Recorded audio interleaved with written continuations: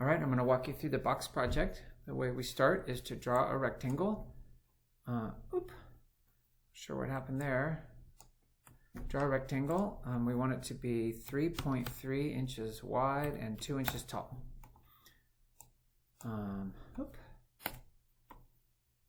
So, all right, everything is now as it should be. 3.3, 2. Let's turn off the fill, turn on the border, and now we want another rectangle. This one is going to be 0.5 inches wide and 0.16 inches tall, and it's very small, so let's zoom in, and we want to drag this to be right about here. Turn off the fill, turn on the border. I'm going to do Control D to make a copy of that, and we're going to drag the copy down here. Select both and then say Align Center, because we need everything aligned in the center. And then it's very important that the small rectangles overlap the big rectangle. This top one's fine, this bottom one's not quite fine yet, so I'm using the up arrow, and now they're overlapping. I'm going to do Control A, which is Select All, and then under the Create Compound Shape menu, I'm going to say Union. Okay, that's good. Let's make another rectangle. This time it's 0.16 wide and 0.5 tall. And we're going to turn off the fill, turn on the border, and we're going to bring it over here. We're going to make a copy, drag the copy over here. We're going to select everything and we're going to center. It's called Align Middle right here. Very important. If you don't align the middle, then your box won't work. And then this little piece, we want to right arrow it until it's overlapping, not touching, overlapping. Those are both overlapping now. Then I'm going to do Control A, Select All, and we're going to choose Union again. And that's the bottom of our box. Remember, I know I'm going fast, but you can pause me anytime. So now at this point, we want to click on this button, Convert to Path, and we want to save. So I click the save, and I had already named this file. It's called Box Demo, but you would have to give it a name. All right. So now we're going to make a new rectangle. You know, you can hold down the R key and then just drag to make a rectangle. That's what I just did. This new one has to be 3.5 wide by 1 inch tall. Okay. Lift it up, get a little farther away. And now we need a small rectangle. Let's see, I'm holding down the R key, and we have this one is going to be 0.5 by 0.16. So this we're going to put right in the middle here, but on the inside of the rectangle. So let's select these two align centers. All right, let's turn off the fill, turn on the border, and we want this, this looks great, it just has to be inside and touching the edge. So if we select both those and we can create compound shape, instead of union, we want to say subtract. And see, we have a notch taken out now.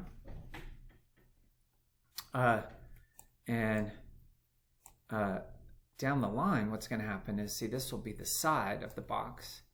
One of the sides anyway. If the big part disappears and you're just left with the small one, then delete both those pieces and go back to where I said make a 3.5 rectangle and then the smaller rectangle. You have to make the big rectangle before you make the small rectangle, otherwise it'll remove the wrong piece when you're trying to do the subtract part. So we're going to make another, let's see, grab it. It's sort of hung right now. I'm going to try saving. I'm going to pause. All right, it came back. I just took a little break. So then I'm going to make a new rectangle over here. We want this one to be 0.16 wide and 0.5. You'll get used to those numbers. We're going to drag this over, and again, it's going to be on the inside, and we're going to duplicate it and put it on the inside over here. I think we can actually just skip turning off the fill for these because of what's about to happen. We're going to align middle. That's very important. And then these are touching the edges, which is great. So now let's do that subtract function. And boom. So we've created what we could call one of the sides of the box. Let's turn this into a path. Let's duplicate it. That's Control D on the keyboard. Oop. It tried to instead give me a bookmark. So let's just Control C and Control V. So I have a copy. The copy I want to flip. So I use this little mirror tool, and then I'm going to put the copy down here, down below. So we've got the bottom, and we could call it the front and the back. So we've got 3 of our 5 sides done.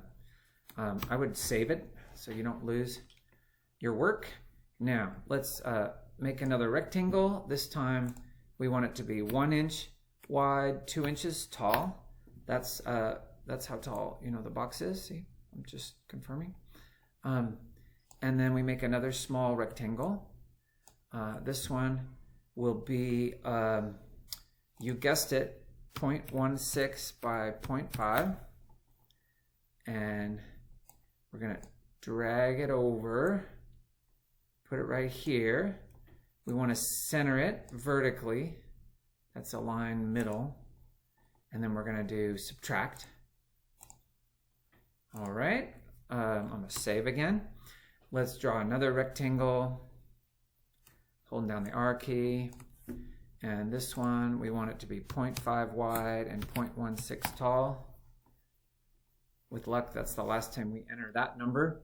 Let's turn off the fill, turn on the border. And this, we want to drag over to the top. And then make a copy. I did Control D. Drag the copy down there. Let's get these guys centered, which is align center.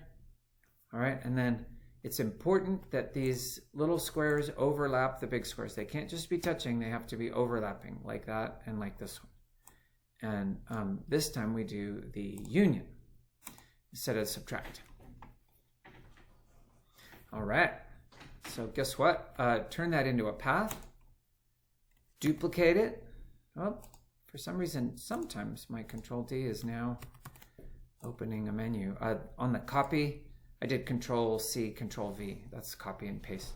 Anyway, on the copy, we're going to flip it horizontally so that we can see how this all works. Line everything up, and folks, this is a box. Just Control S to save, and do a share link, turn that in to get full credit. There's an extra credit option, which I'm not going to do for you here because I describe how to do it in the document if you want to do it. It's an interesting challenge, importing this design into Tinkercad. All right, good luck.